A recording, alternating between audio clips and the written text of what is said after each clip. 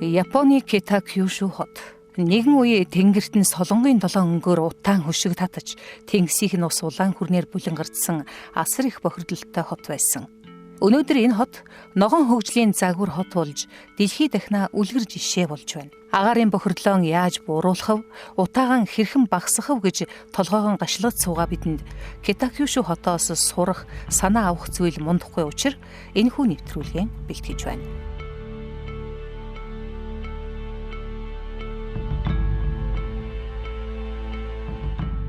Кюшу арал дээрх Фукуокагийн дараа орох 2 дахь том хот Китакюшу нь 488 хавтгай дөрвөлжин километр нутаг дэвсгэртэй 1 сая орчим хүн амтай. Эртнээс нааш Японы үйлдвэрийн гол төв байсан энэ хот анх 1901 онд байгуулагдсан боловч өнөөгийн Китакюшу хотыг 1963 онд 5 жижиг хотыг нэгтгэснээр байгуулжээ. Нэрийг орчуулбал Хойд Кюшу гэсэн утгатай. 1901 онд орчин үеийн ган хайлуулах үйлдвэр байгуулагдсанаар Японы төмөрлөгийн үйлдвэрлэлийн цөм болжээ.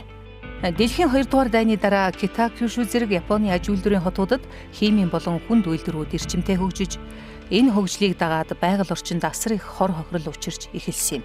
Үйлдвэрүүд утаа тортог, хог хаягдлаараа байгаль орчныг замбраагүй бохирдуулж, агаар усны бохирдол дээд хэмжээнд хүрч байсан оргил үе бол 1950-аас 1960 он юм. Китакюшу хот одоос 50 жилийн өмнө байгаль орчин гэхээсээ эдийн засгийн хөгжлийг чухалчилж байсан.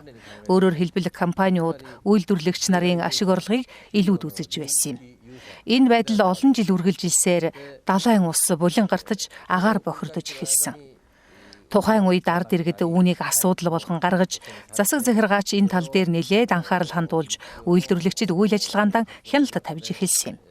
Ингэж байгаль орчны хамгаалал, аж үйлдвэрийн хөгжлийг зэрэгцүүлэн 30-аад жил зүтгэж байж Китакюшу хот бохирдлоос нь салж чадсан юм а. Китакюшу хотын агаар усныхаа бохирдлоос нь салсан түүх өнөөгийн хөгжлөөрөө их бахархдаг. Хүмүүст энэ талаар үзүүлж харуулах зүйл ихтэй. Тэдгээрийн нэг нь Китакюшу хотын байгаль орчны музей. Энэ музей нь иргэдэд хотын түүхийг танилцуулж, байгаль орчноо хэрхэн хамгаалах тухай мэдлэг өгөхөөс гадна экологийн боловсрол олгох сургалт явуулж, иргэдийн мэдээлэл солилцох төв нь болж байдаг. Китакюшу хотын байгаль орчны музей нь 2001 онд болсон олон улсын үзэсгэлэнгийн үеэр нээлттэй хийсэн хүрээлэн байгаа орчны сургалтын гол төв юм. Бид хотынхоо агаар усны бохирдлоос салсан түүх, дэлхийн уур амьсгалын өөрчлөлт, Китакюшу хотын байгаль орчны бодлого, арга хэмжээг олон нийтэд танилцуулдаг. Манай музейгээр жилдээ 130 мянган хүн ирж үйлчлүүлдэг. Агаар усны бохирдол ямар түвшинд байсныг гэрчлэх үзмрүүд байгаль орчны музейд олон. Химийн үйлдвэрүүдээс гарах утаа долоон өнгөөр солонгорч, хүнд үйлдвэрүүдээс гарах утаа тортгонд гудамж талбай дарагдаж, цементийн үйлдвэрээс гарах тоосонцроос болж байшингийн ус зайлуулах хоолой бөглөрдөг байжээ. Үйлдвэрүүд хог хаягдлаа шууд тэнгист цутгадгаас Докай тэнгисийн буланд загас байтугай ням бактерич үржих аргагүй бохирдож, үхлийн тэнгис гэж нэрлэдэг байсан гэдэг. Тухайн үед үйлдвэрүүд ч хотын захиргаач дөрвтэй арга хэмжээ аваагүй. Харин ихчүүд гэрийн эзэгтэй нар агаар усны бохирдлын эсрэг тэмцлийг эхлүүлсэн түүхтэй.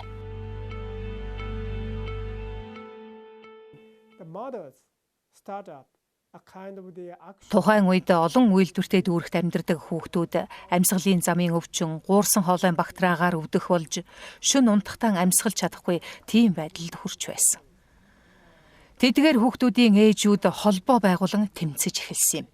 Тэд байгаль орчны бохирдлын талаар кино хийсэн киногоо захидлын хамт Японы өнцөг булан бүртээ тарааснаар Китакюшугийн бохирдлын тухай хүмүүс сайн мэддэг, тэднийг дэмждэг болсон юм.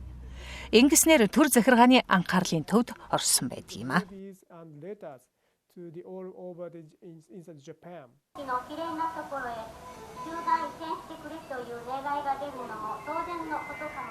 Гэрийн эзэгтэй ээжүүд өдөр тутмынхаа амьдралыг кино хальсанд буулгажээ. Үйлдвэрт ажилдаг нөхрийнхөө цалингаар угаалгын машин авч хувцаан хичнээн угаасан ч хатаах гээд тоххоор дорхноо тоос тортог хөөнд дарагддаг тухай. Хүүхдүүд нь ямар орчинд өсч тэд ямар агаараар амьсгалж байгааг кинонд харуулжээ. Тэд их сургуулийн эрдэмтэн судлаачдыг урьж агаарын бохирдол юунаас үүсч байгааг судлуулж ямар хэмжээтэй байгааг нь тогтоолгосон байна. Ээжүүд үйлдвэрийн эзэд хотын захиргаатай уулзаж нөхцөл байдал ямар байгааг жишээ баримттай ярьж арга хэмжээ авахыг шаарддаг байжээ. Ээжүүд тэмцлэн тайван замаар зөв аргаар хийж байсан гэдэг. Тухайн үед би эндээс баруун тийш Харумачи гэдэг хотод амьдардаг байсан боловч тухайн үед Китакюшугийн агаарын бохирдол ямар байсныг мэднэ. Эндээс ойрхон болохоор манай хотын агаарч бас бохир байсан. Хүмүүс утаа тортхон дунд амьдарч байсан нь сэтгэлд тод байна. Тэр үед хүмүүс нийгэм маань маш эрч хүчтэй байж тээ. Энэ хотынхан агаар усны бохирдлоо бууруулахын төлөө тэмцэж байна. Ээжүүд нь нэгдэжээ гэх зэргээр олон зүйл сонсогддог байлаа. Манай хотын иргэдч тэднийг дэмждэг байсныг санаж байна. Ийм тэмцэл явагдаж байгаа хооронд бас нэг сонирхолтой юм нь мэдээж тэнд аж үйлдвэрлэл явагдаж байгаа учраас аж ахуйн нэгж байгууллага үйлдвэрүүд бол маш одоо тэр эцэг эхчүүдтэй үр тэмцээд нөхөр нь ажиллаж байгаа компани тухайн одоо айлын нөхрийг ажлаас нь халцдаг байсан байгаа байхгүй.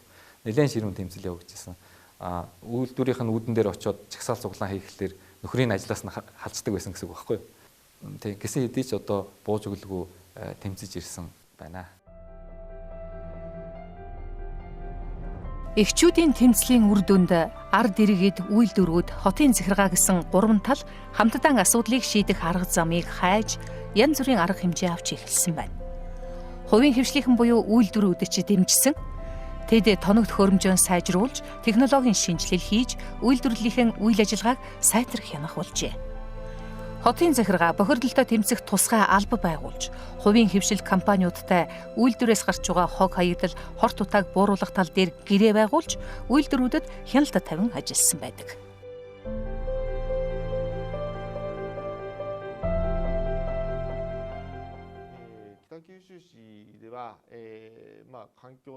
Китакюшу хотын хүрээлэн байгаа орчны бохирдлыг иргэд, үйлдвэрүүд буюу хувийн хвшлийнхэн, хотын захиргаа гэсэн гурван талын оролцоотойгоор тал талаас хичээл зүтгэл гарган ажилласнаар бууруулж ямар ч бохирдолгүй эко хот болж чадсан юм а. Одоо ч бид энэ гурван талын нэгдмэл байдлыг чухалчлан үздэг. Өөрөөр хэлбэл ард иргэд, үйлдвэрлэгч, засаг захиргаа гэсэн гурван тал тус бүрийн байр сууриас биш, харин нэгдэж нийлсэнд бидний амжилт оршиж байгаа юм. Бүгдээрээ хичээсний үрээр 1980-аад онд бид өнөөгийн ийм сайхан хотоон эргүүлэн авчирч чадсан юм а.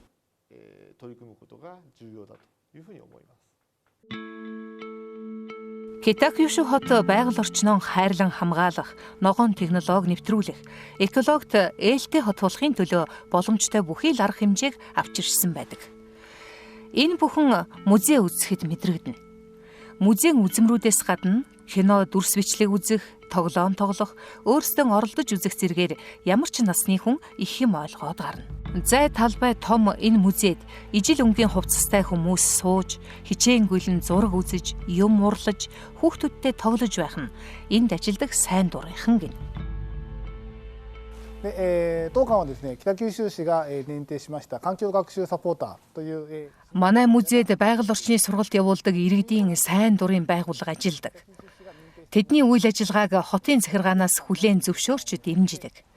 Сайн дурын туслагч болох хүсэлтэй иргэд энд 2 сар сураад дараа нь янз бүрийн газарт очиж ажилдаг. Тухайлбал музейд ажилдаг сайн дурынхан л гэхэд хаягдал материал ашиглан байгаль орчны сэдвтэй юм хийх, тоглоом тоглох зэргээр ойлгомжтой бас хөгжөөнтэй байдлаар хүмүүст ойлгуулдаг. Сайн дурын ажил хийх сонирхолтой, хүсэлт гаргасан хүмүүсээс ярилцлага авч сонгон шалгаруулдаг журамтай. Одоор сайн дурын туслагч 67 хүн манайд бүртгэлтэй байна. Залуучууд гэвэл ихэнхдээ их дээд сургуулийн оюутнууд, насны дээд хязгаар 70-аас дээш, ихэнхдээ 60 орчим насныхан байдаг.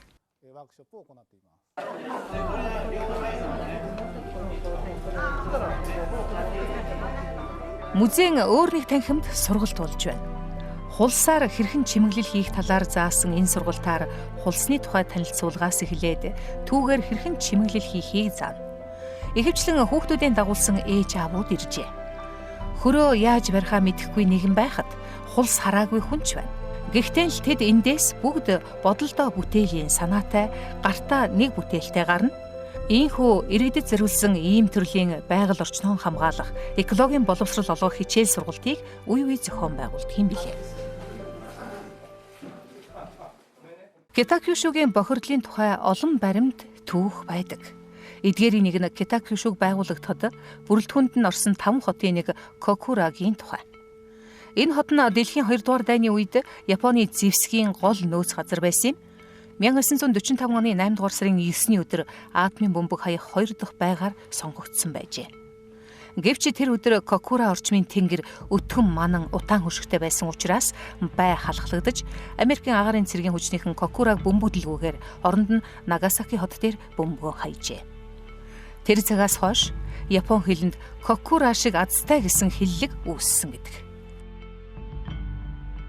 Өнөөгийн Китакюшугийн иргэд жил бүр атомын бөмбөг хайсан тэр эмгэнэлт өдөр Нагасаки хотын зүг харж залбирч мөрөөдөг болжээ. Энэ мэтчлэн Китакюшу хотын туулж ирсэн зам энэ бүх түүхийг байгаль орчны музей үзээд тодорхой мэдэх боломжтой.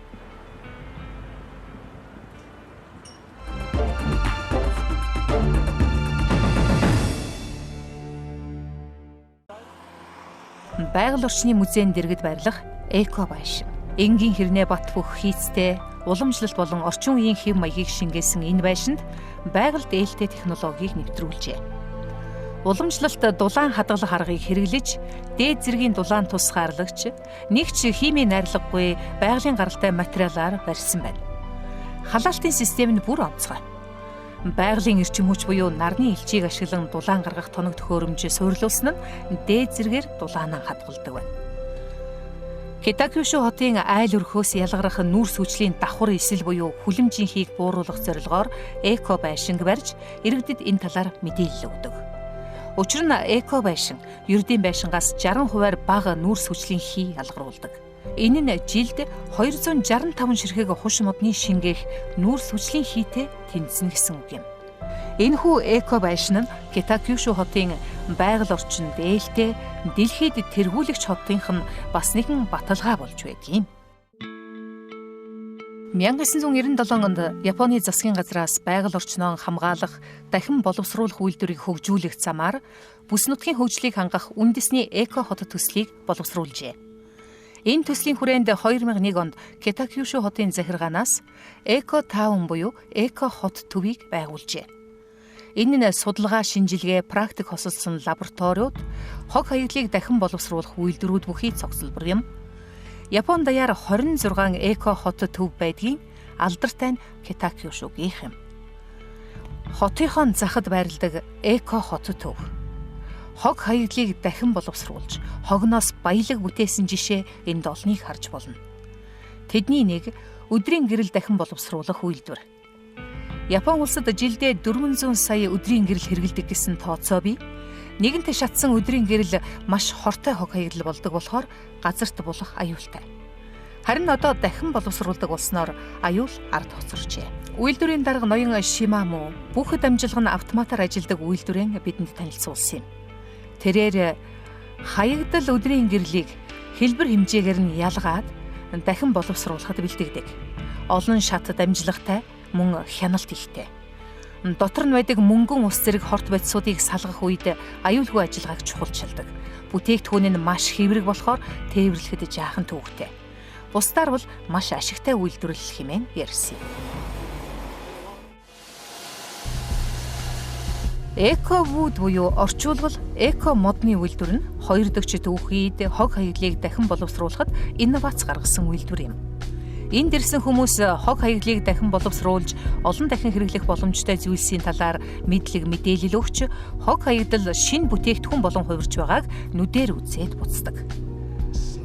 Эко мод гэдэг нь янз бүрийн модны хаягдлыг хаягдал хуванцартай нийлүүлэн дахин боловсруулж гаргасан шахмал мод юм. Хэлбэр, өнгө, үнэр нь жинхэнэ модноос ялгагдах юмгүй. Харин чанарын хувьд модноос илүү хэмээн Эко-вуд Ко компанийн захирал ноён Ишимото ярьж байна. Энэ бол хаягдал модыг жижиглсэн байдал. Хаягдал хуванцрыг бас жижиглээд энэ хоёрын дундаас бүтээгдэхүүн гарна. Мод шиг харагдахгүй байгаа биз дээ. Ийм болоод ирвэл харин мод шиг харагдана. Ингэж хийвэл хүнд болдог. Тэгэхээр энэний дотор талыг ухаж аваад ийм болгож үйлдвэрлэнэ. Энэ чинь л 3 дахь үеийн технологи юм шүү дээ. Та нар модл гэж бодож байгаа бах. Жинхэнэ мод банцнаас ялгагдахгүй байгаа биз дээ. Эко мод үйлдвэрлэдэг ийм технологи дэлхийд үүсээд 20 жил, харин EcoWood Co компани байгуулагдаад 15 жил болж байгаа. Бусадтай харьцуулахад эднийх технологиороо бүтээгдэхүүнийхээ чанар хэлбэр хийцээрээ илүү гэсэн. Өдөрт 10 тонн шахмал мод үйлдвэрлэж, Японы ой модыг хамгаалахад хувь нэмрээ оруулдаг. Бүтээгдэхүүнийхээ 20%-ийг экспортод гаргадаг. Францад зочид буудал, Англид наран шарлагын газар зэрэг олон газрыг эдний үйлдвэрлэсэн шахмал банзаар барьжээ. Китакюшу хотын захиргаа шинжлэх ухааны 17 байгууллага тэр дундаа их эдийн сургуулиудтай хамтарч ажиллан дахин боловсруулах үйлдвэрийн шинэ технологи гаргах судалгааны ажил хийдэг. Эдгээрийн нэг их сургуулийн лаборатори бүхий дахин боловсруулах үйлдвэр. Энд мөн л эко мод үйлдвэрлэхээр туршиж байна. Гэхдээ өмнөх үйлдвэрээс технологи нь өөр. Хаягдал модны оронд хулс, харин хаягдал хуванцрын оронд хоолны үлдэгдлээс гаргаж авсан хуванцар ашигладаг. Томоохон ресторан хоолны газруудтай гэрээ хийж, хоолны үлдэгдэл авч, түүнээсээ лабораторийн аргаар бактери үржүүлж, био хуванцар гаргаж авдаг байна. Идэлгүй үлдээсэн хоолны хаягдлаа хүртэл ингэж ашиглан бүтээгдэхүүн үйлдвэрлэж байгаа Китакюшу хот үнэхээр гайхалтай.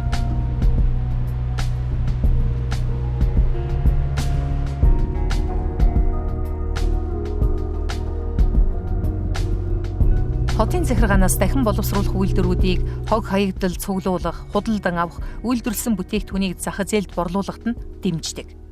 Эко хот хөтөлбөр эхэлснээс хойш дахин боловсруулах үйлдвэрийн тоо 27 болж 1300 ажлын байр шинээр бий болгожээ. Хотын иргэд дахин боловсруулах үйлдвэрлэлийг дэмжиж хогоон хаягтан ангилан ялгадаг. Өвөрмөц дэвшилтэт технологиг хөгжүүлэх, өндөр чанартай бүтээгдэхүүн үйлдвэрлэх, хогноос өндөр үнэтэй шинэ бүтээгдэхүүн түүхийд үйлдвэрлэх өрсөлдөөн дахин боловсруулах салбарт хүчтэйгээр нэж байна. Китакюшу хотод дахин боловсруулах үйлдвэрүүд байгуулагдахаас өмнө хогоо далайн эрэгт булдаг байжээ. Үйлдвэрүүдийн хог хаягдлыг хаях газар дутагдаад ирэхийн цагт хотын иргэд үйлдвэрийн хаягдлыг булахын эсрэг тэмцэж эхэлсэн байна. Тиймээс дахин боловсруулах замаар шийтгэхээс өөр гарц байгаагүй. Харин өмнөх хогийн цэгийн нөхөн сэргээлт хийх замаар байгалийн үзэсгэлэнт газар болгожээ. Үйлдвэрийн хог хаягдлын цэгийг элсээр дүүргэж нөхөн сэргээлт хийх гэж бүтэн 6 жилийг зарцуулсан байна. Эцэст нь төрөл бүрийн амтан, ургамал, хорхой шавж, шувууд бүхий үзэсгэлэнт газар бий болжээ. Яг л унган байгаль шиг үнэхээр гайхмаар. Одоо далайн усанд 100 гаруй төрлийн загас жараахай үржиж, бид загас барьж идэн цэвэр агаарт эрүүл амьдарч байна.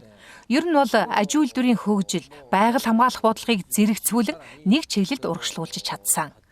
Өдөр тутмын үйлдэлээ дор бүрнээ хянан зохицуулж, ногоон хөгжлийг чухалчилж, хотоон хөгжүүлж байна. Сүүлийн 10 жилд бид тогтвортой хөгжлийн замаар хөгжиж байна.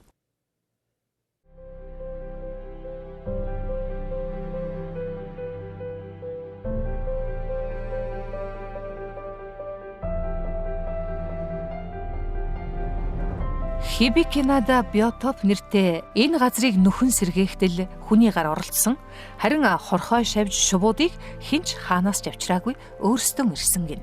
Нэг сонин жишээ хэлэхэд Японд устж үгүй болохын ирмэгдээр тулаад байсан сон биотопт бий. Өмнө нь ганцхан төрлийн ийм сон бүртгэгдэж байсан бол олон төрлийнх болтлоо өсөж үржжээ. Хаанаас ирснийг хинч мэдэхгүй. Соныг хамгаалахын тулд авсан арга хэмжээ нь өвөрмөц.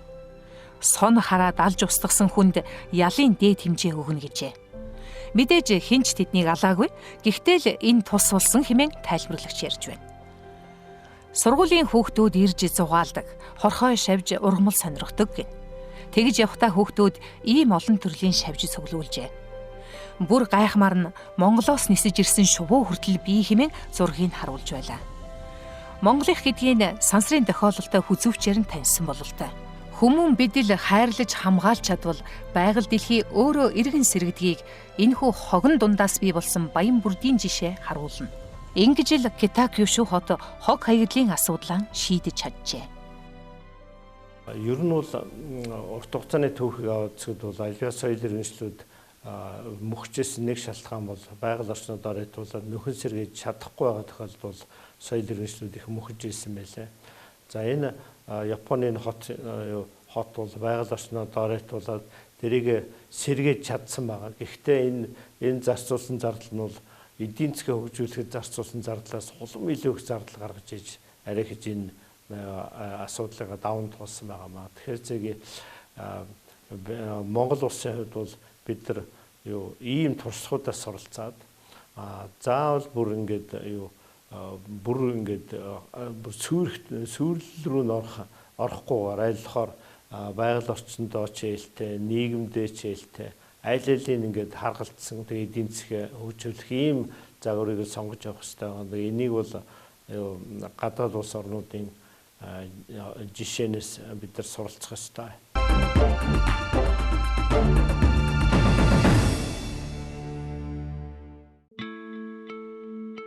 Ногоон хөгжлийн загвар хот Кита-Кюшүд хүн байгаль хөгжил гур салшгүй байж хүнээ хайрлаж, байгалаа хамгаалж хотоо хөгжүүлэхийн төлөө зүтгэдэг. Агаар усны аимшигт бохирдлоос 20 гаруй жилийн дотор салж чадсан. 1985 онд олон улсын эдийн засгийн хамтын ажиллагаа хөгжлийн байгууллагын тайланд Кита-Кюшү хотыг Саарл хотоос ногоон хот болон өөрчлөгдсөнийг онцлон тэмдэглэж, дэлхийн хэвлэл мэдээллээр шүүгэж байсан. 2011 онд энэ байгууллагаас Кита-Кюшү хотыг ногоон хөгжлийн загвар хотоор сонгосон. Ингэснээр Парис, Чикаго, Стокгольм хотын дараа байгаль орчны загвар хотоор сонгогдсон дэлхийн 4 дахь хот болсон юм. Японы жишээ бол товтолтой хөгжлийн замыг сонгодог сайхан жишээ байгаа. Нэгдүгээрт бол байгаль орчноо ингээд сэргээгээд хамгаалаад эдийн засгийг хөгжүүлэхийн зэрэгцээ баримтж байгаа зүйл нь бол нийгмийн их тэгш байлгаж чадсан явдал бол. За бид нар бол энэ нийгмийн тэгш байдлын тухай индексийн судалгаа хийж байгаа. Энэ дээр харахад бол Азиудаа бол дэлхийд Скандинавын орнууд, Азиудаа бол Япон бол тэгш нийгэмтэй байдлаар дэлхийд тэргүүлж байгаа. Кита-Кюшү хот нь байгаль орчны төлөө тэмцэл хөдөлгөөн өрнүүлсэн Японы анхны хот гэдгээрээ олсон амжилтаараа дэлхийд алдартай. 1992 онд Рио де Жанейро хотод болсон нэгдсэн үндэсний байгууллагын дээд хэмжээний чуулга уулзалтан дээр байгаль орчны менежментийн төлөө нэгдсэн үндэсний байгууллагын шагнал хүртэж, ээжүүдийн тэмцэл ялалтаан тэмдэглэсэн юм. Кита-Кюшү хотынхан байгаль орчны төлөө хийсэн ажлаараа олон улсад нэр хүндтэй шагнал алдар нэрийг чамгүй олон удаа хүртсэн. Хотын иргэдийн тэмцэл, засаг захиргааны бодлого, удирдлагын дор үйлдвэрүүд өөрсдөө арга хэмжээ авч хичээсний үр дүнд бид агаар усны бохирдлоос салж чадсан түүхтэй. Үүгээрээ бүгд бахархдаг. Манай хотод 100 гаруй жилийн түүхтэй Nippon Steel корпорацийн ган хайлуулах том төв, цахилгаан техник, роботын үйлдвэрлэл хөгжсөн. Үйлдвэрүүд байгаль дээлтэй технологи эрэлхийлж нэвтрүүлснээр цэвэр хот болсон юм. Хэдийгээр бид одоо орчны бохирдолгүй болсон ч Кита-Кюшү хотын захиргаа хүрээлэн байгаа орчныг хамгаалах тал дээр урт хугацааны тогтвортой бодлого барьж ажилладаг юм а. Өвөрмөц түүх, хүрсэн амжилт, байгалийн үсгэлэнт газраараа жуулчдыг өрн дуудаж, аялал жуулчлалыг хөгжүүлснээр жилд 10 сая жуулчин Кита-Кюшүг зорж байна. Орос, Хятадаас эхлээд олон улс туршлагын судалж тусламж хүсдэг гэсэн. Монголоос л гэхэд жил бүр 4-5 төрлийн албан хаагч Кита-Кюшүгийн туршлагыг судалж сургалтанд суугаад буцдаг тухай JICA-гийн төвийн захирал хэлж байсан. Хэдийгээр монголчууд бид эдийн засаг, нийгэм, хууль эрх зүй, экологийн хувьд японочдоос өөрч тэдний энэ жишээг өөрийн нөхцөлд тааруулан хэрэглэх боломжтой санагдана. Японд бол энэ аж үйлдвэрийн хүрээлэнбүү орчны бохирдол байгаа байхгүй. Аж үйлдвэрийн гаралтай хүрээлэнбүү орчны бохирдол ороод тэрийг даван туулсан түүх, амжилттай даван туулсан түүх байна. За Монголд бидний хувьд ямар байна вэ гэвэл ахуйн гаралтай одоо хүрээлэнбүү орчин, агаарын бохирдол, хөрсний бохирдол, за усны бохирдол, за бүр нийлүүлээд хэлэх юм бол хүрээлэнбүү орчны бохирдолд орсон байна. Тэгэхээр бид нэр яаж энэ бохирдлоо даван туулж гарах вэ гэдгийг байн бодох хэрэгтэй. Цогц шийдэл олох хэрэгтэй. Тууштай бодлого боловсруулж тэрийгэ тууштай хэрэгжүүлэх хэрэгтэй байна.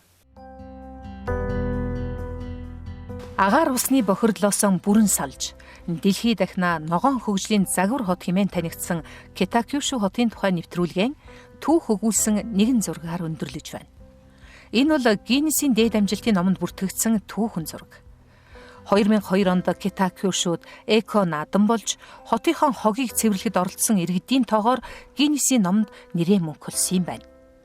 Китакюшү хот Япон орн ингэж л хөгжиж байна.